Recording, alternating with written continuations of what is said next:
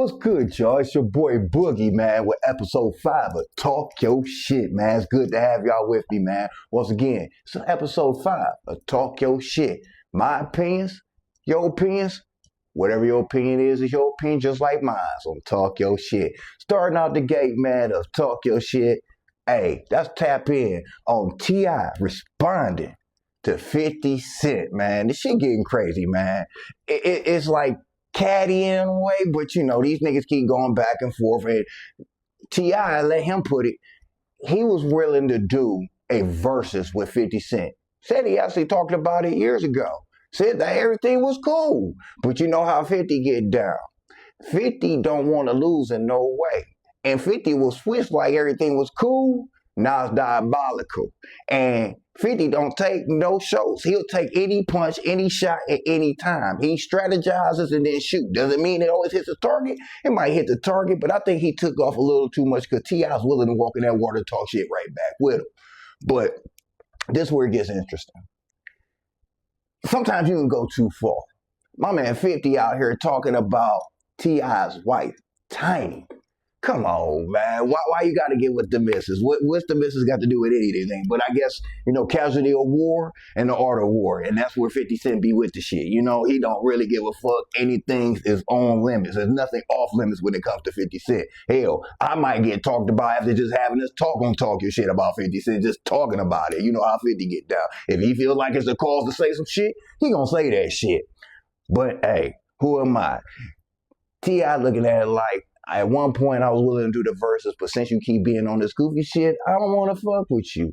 This is my view on it. I think it would be a dope-ass verses for the culture. I really do. I think both men have put out nice bodies of work. My honest opinion, if it came down to it, me just watching almost like a boxing match, I feel like T.I. got the upper hand, though. He got a lot more in that catalog. I really do. But I believe 58 sees that and really knows that to some degree, and he's an art of war type of brother where he ain't willing to take no shows. So I'd rather go this route about it, because in this route, keeping it on the media and talking shit, it keeps my name out there, keeps your name, you win as well, and it keeps us both in the atmosphere of social media. So that's just my thoughts on it. We're going to watch that shit on down on Talk Your Shit, man. Your shit, man. But next up, man, on Talk Your Shit, it gets more interesting. Back on T.I.'s son, Harris King. He's snapping on 50 Cent. Now, this is where it gets interesting. You got to understand. When it comes to kids, husbands, people who got family members, some things you just can't talk about and they gonna let it go that easily. We're talking about King Harris. I believe T.I. at one point in time in his life was probably turned up just like his son at one point, but as he got older, he realized he keep doing that shit, they're gonna try to throw that nigga under the jail, and he already know that. So he had to kind of calm down. And you get older, you ain't got time for that bullshit. You done lost lives, all kind of other shit. But when it come to King part of that kind of turned up jail era. King don't give a fuck. And King looking at it like, since you're going to talk about my mom, I'm going to take a step further since we on that note. King told 50 to dig up his dead mama. Now, that ain't diabolical. I don't know what it is. And that nigga said, why don't you dig up your dead mama and go hang with her? That's wicked. That's mad. Wow, man. Damn. I'm like, I don't even know how, like at that point, you be damn near ready to fight. You want to fuck somebody up for saying some shit like that. But you entered that water when you start talking about somebody else's mama. And I think with 50, he probably care, but he don't care. And knowing him, he'll probably turn it up a notch and take it there on some other shit.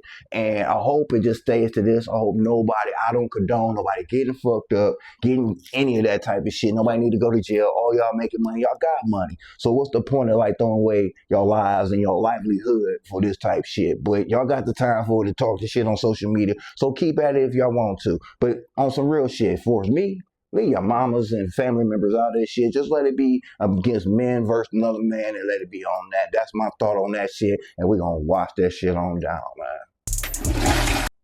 Now, seems like social media nowadays will talk your shit. This episode is tuned in on 50 because 50 stay with the bullshit. But this time it's on the flip side.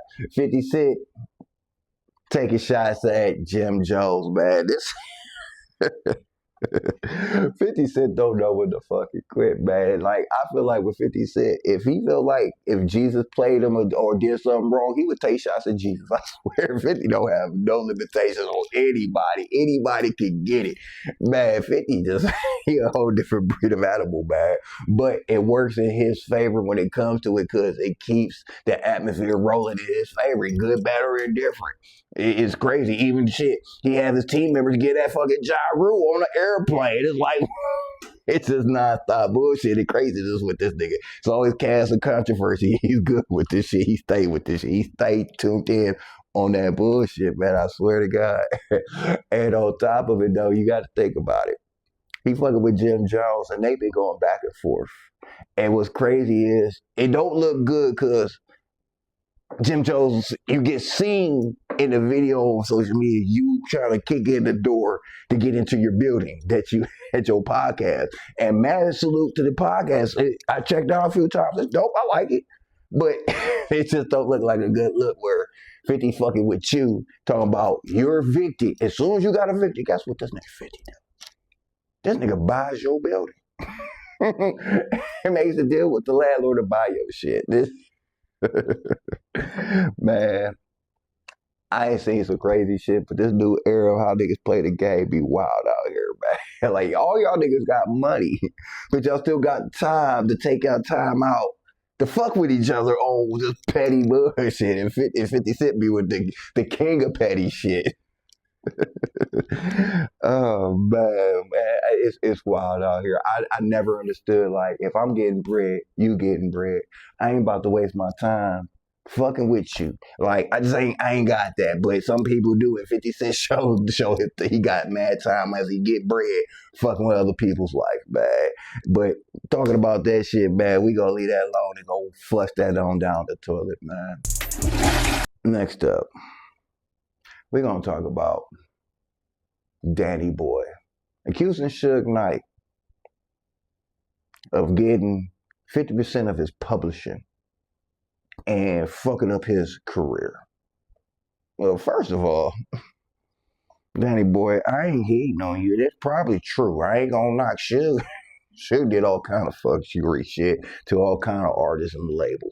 Shit, even Pac had an issue with the nigga for fucking up and fucking with his money. So it ain't like he used anybody that he was gonna do any different. But at the end of the day, this is the thing about it, though. When you look back at it, and I was growing up in that era, and I was really into the hip hop like I am to this day. More underground, more than the more stream artists, because they ain't what they used to be. But the underground's more where it's at. But back in that day, in the 90s and all that, like Death Row, Bad Boy, individuals, certain rappers, it was a thing. It was a big movement, man. But when you look back, I was a youngin'. Like, I couldn't have been too much older than, like, maybe in my 13, 14, that era. Maybe in 12 when it really jumped off, when it jumped off with Dre. So, even I was young. But when you look back at it, you got to think about this. Most of these kids were kids. You won't even think about it. You look at them like they're adults because they're on TV, they're wearing these fly garments and all this shit. And it's mad wild that you think back and you look now like, damn. He said he was signed with a contract to Death Row at 17. 17? Man, most people at 17 ain't thinking about no contract. Like, they happy to be signed because that means you signed to a record label. But you don't really understand the fatalities of the deal when it comes to the money and how the money gets dispersed to this, that, and the third. And when they say they sign you for this amount, it don't mean you really getting that full amount. That's for studio time, that's for wardrobe, that's for transportation, and so much other shit. I mean, hell, I heard my man talking about it, how Suge Knight signed him to his deal for $375,000. But then when the guy brought the dude to Suge Knight, Suge gave the dude, whoever the dude, mystery dude is, I guess the dude, the scout, maybe the scout, I'll say the scout that found him, gave him 275,000. Suge kept 100. Hell, Danny Boy said that Suge had this man on salary. Like, I know you 17, but nigga, you ain't my daddy. Like, nigga, this nigga had this nigga on salary for 25,000. I'm gonna say it again. Had this nigga on salary like an allowance for $25,000. Now, yeah, let's not get it twisted. He's very known for I ain't mad at you. And the boy could sing, but man, whoo, it's crazy when you think about how it really goes down in the industry. And with that being said, it's like if this new era still staying with like, doing it underground and doing it with social media and there's no wave, it's probably a lot better because when you do it that way, it seems like the machine rather come to you and let you have more leverage because you have something that they want. When you got the talent, but you don't have the resources and they got everything you want, you more at their mercy.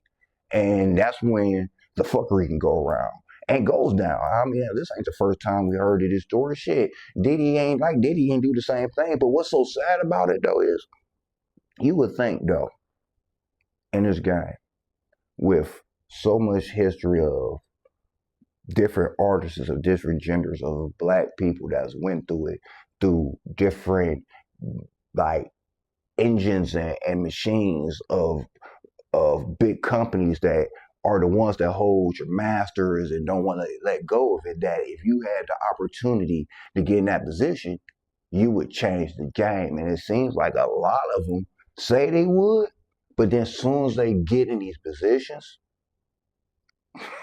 they stay with the same program.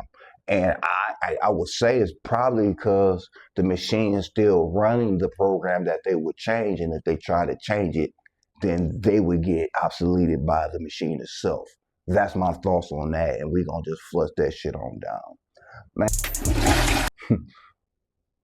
on next subject of talking shit, it was interesting. Last night, I went and saw a fight and it was Clarissa. Sorry about that. Clarissa Shields versus Franchon Cruz. I guess it's the second fight. I didn't catch the first one. Now, when I seen this fight, it was interesting. It was cool. It was something to watch. You know what I'm saying? I'm into like Clarissa Shields. Don't get me wrong. I ain't seen too much of Franchon, but the thing was, I feel like Franchon gave her a little bit of work, and I ain't saying with the hands. If she could have like maybe Clarissa's hand, not fully hand speed, could have her boxing technique and have that weight, she could have probably gave Clarissa some problems. Because when it started out, I ain't saying she hit Clarissa a lot, but with her weight and she was charging in like a bull, she did have more size and had Clarissa all pent up against the ropes. And if she knew how to box and could cut off the ring and kept her in the corner, she could have maybe gave Clarissa more of a challenge. Even Clarissa said herself that that was probably her best component that she's had so far as being a boxer. And that may be true. And I'm just saying, as a person who used to love watching boxing, I don't watch it as much as I used to. But here or there, I watched the match and it went all 10 rounds. And it was interesting, but I could tell at the same time that, like, Cruz was getting tired as the matches progressed. But I will say one thing about Clarissa. That girl and her hand speed is stupid, man.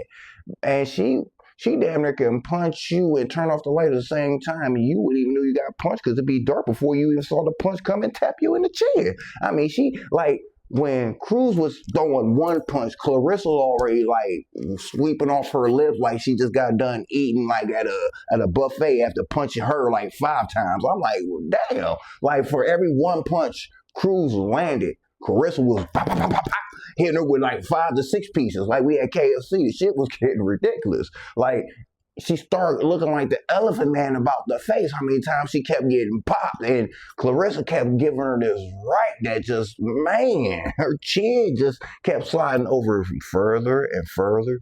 Man, but oh no, it was a decent fight though. It was something to do. But I will say I still can't wait until I see her and Ali get in that ring. Now that's gonna be something to behold right there. I think that there could be interesting. I would like to see like don't get me wrong, I think Clarissa is a boxer, but I would say to me, as much as I see her fight, she's more like a slugger. She got some boxing skill, don't get me wrong. But when she starts to want to throw them, she throws them a little more. I think with Layla Ali, I think she's more of that complete technician. And I ain't saying I'm a box for points and just dance around and get points to just win the match and just, go to the card. No, I think with Ali, she got more of that, I'm a box technician where I'm going to jab you up, wear you down, get these points, set you up. When you think it's all over, oh, here comes the pain. You know what I'm saying? I think that's why Ali's going to be on. But it's going to be two Clash of the Titans, old, new. I think it's going to be one of the fights to see. I think a lot of people are going to love to see this fight. The outcome of who I think is going to win, man, I'm up in the air with this one. I really am. I'm as much as I got mad love for Clarissa, I want to say her. Only reason I'm saying this is because of the fact that even though Ali can box, she's been away from the ring for quite some time.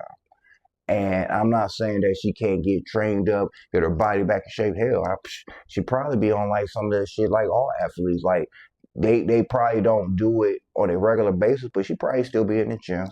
Probably still spar here and there. Probably hit the bag, you know what I'm saying? If she don't, shit, if she been doing it so long, I know how I get down when it comes to working out.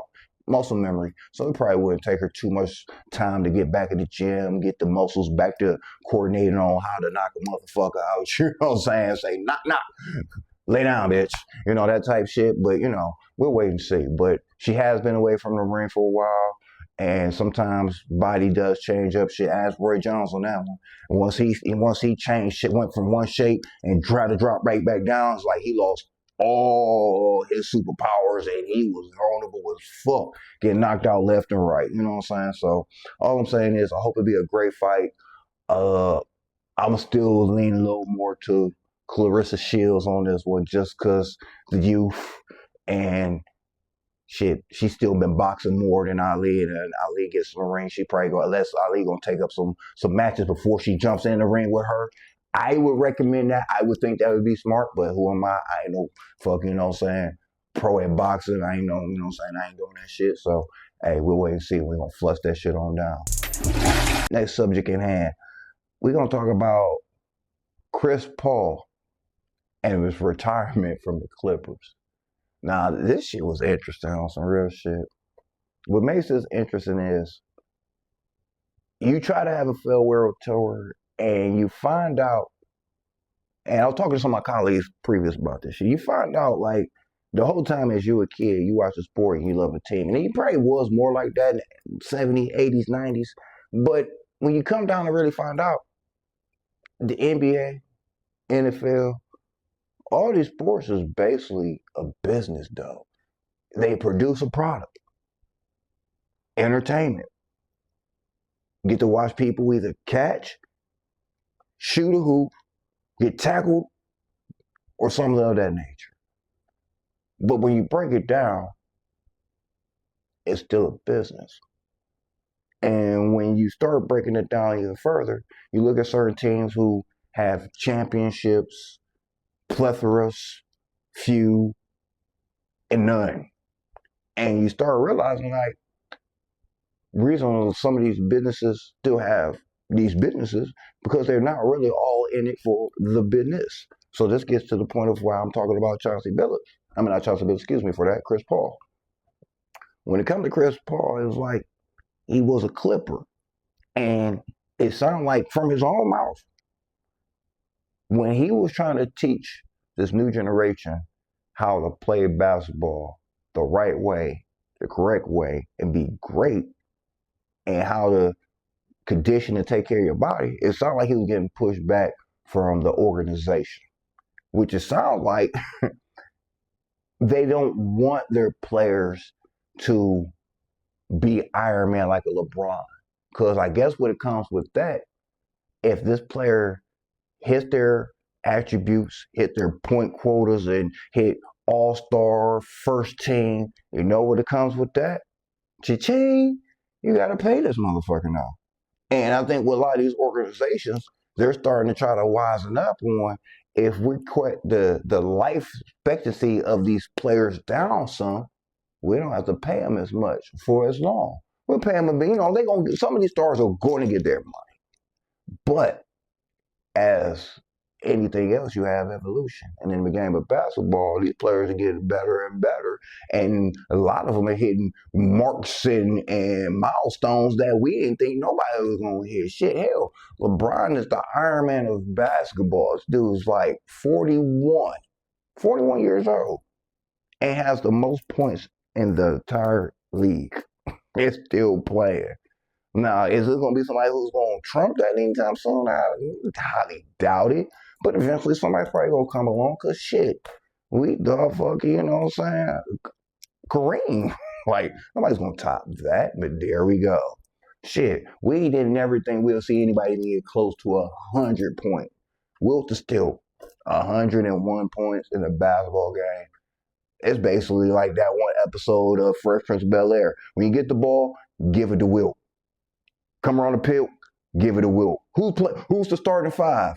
Wilt, Wilt, Wilt, Wilt, and Wilt to Stilt.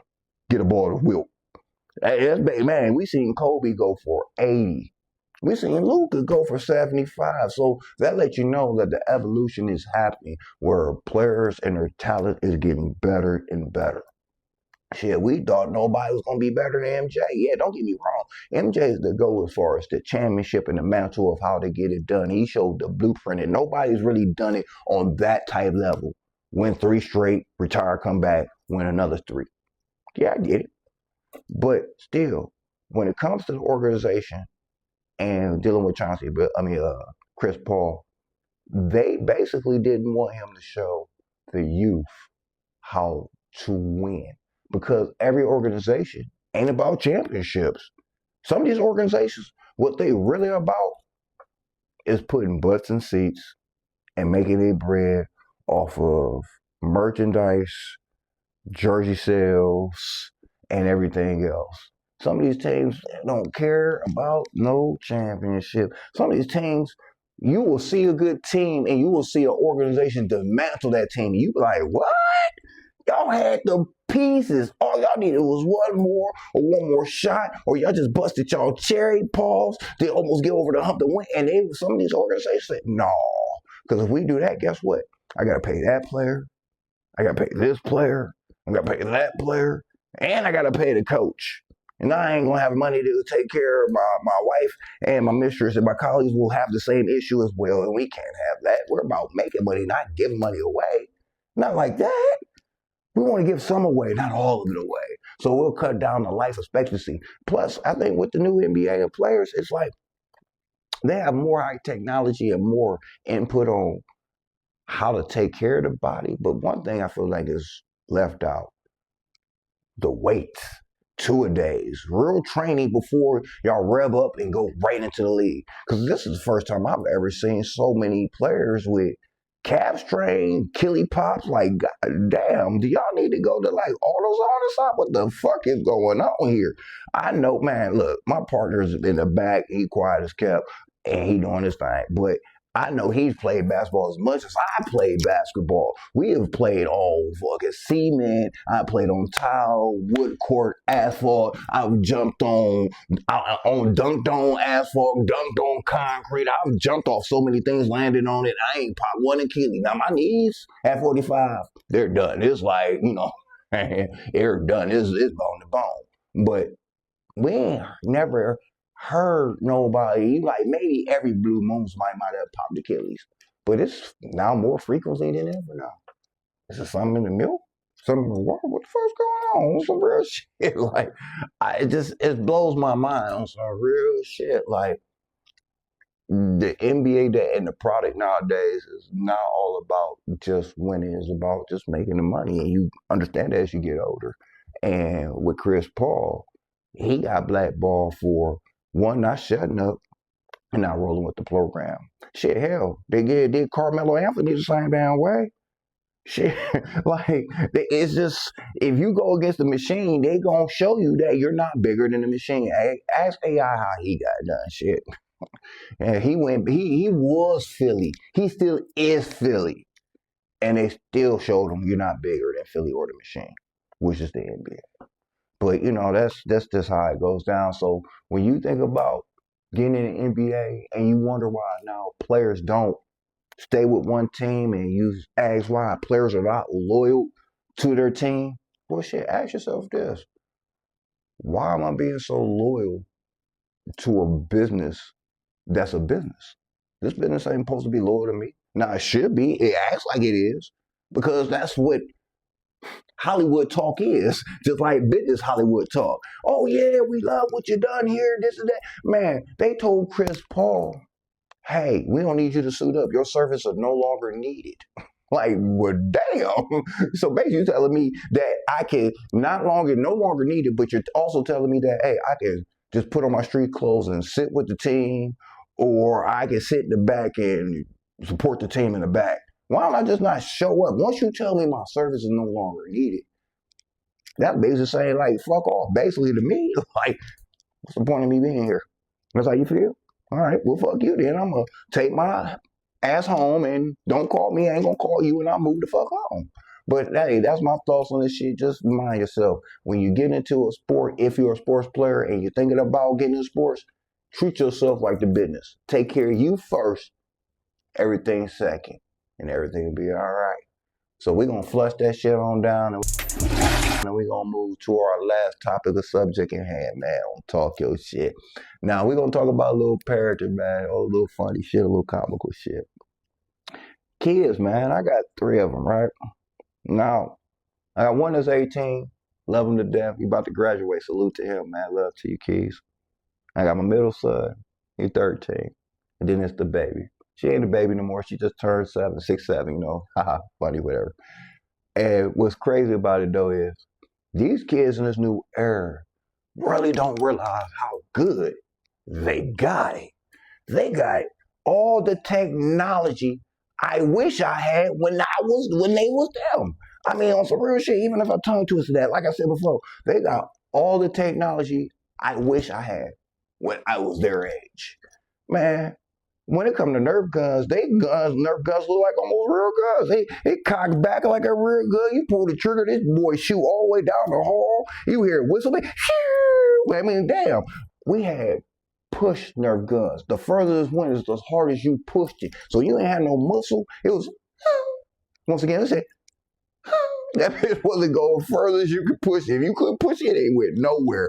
Man, and then my kids, man, it's like, out of all the technology, they still have a way to find a way to be bored.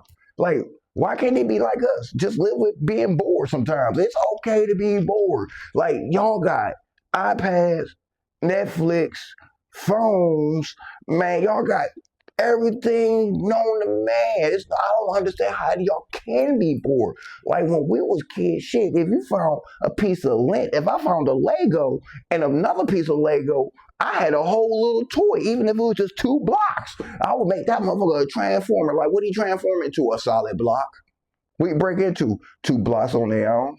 Oh shit, we made the best of what we had. Man, these kids got it all and they still find a way to be bored. It is crazy to be bad. It's like, I wish we had what they had. Like I said before, that like our first handheld video game was Game Boy. Like, and it was in black and white. Think about that, Game Boy. They get a tablet and you can go onto an app and download majority of the games that's on that Game Boy for almost free. Shit, we thought when we had Sega 16-bit, it couldn't get no better than that. Oh, 16-bit, so I can barely see his face. I think that's Jordan. He got a 23 on his back, but they say it's Jordan. It don't really look like Jordan, but we're going to say that's Jordan. You know what I'm saying? But, hey, man, it's funny when you watch these kids come up in the new era. And I guess we was the same way when we look at our parents' shit, man. But, hey, that's all my time for the day on Talk Y'all Shit, man. Talk your shit, man. Make sure you stay tuned, man, for a smoked out shout out on the No Offense Network, and also tune in for our episodes and pre episodes on the 30 and Up Boys YouTube channel, man. Hey, it's good talking to y'all. Once again, my conversation pieces and my thoughts are my thoughts alone. But make sure y'all tap in, tune in, hit that notification, and subscribe to the channel. Man, they always want to hit that like button. Definitely subscribe, comment, and tell me what y'all feel, what y'all think about some of the stuff I talk about. Like I said, it's my opinions. I want to hear y'all opinions, man. But once again, it's good to hear from y'all. Good seeing y'all. I'll catch up with y'all a little later. Peace. Walk it like I talk it. Walk it like I talk it. Woo. Walk it like I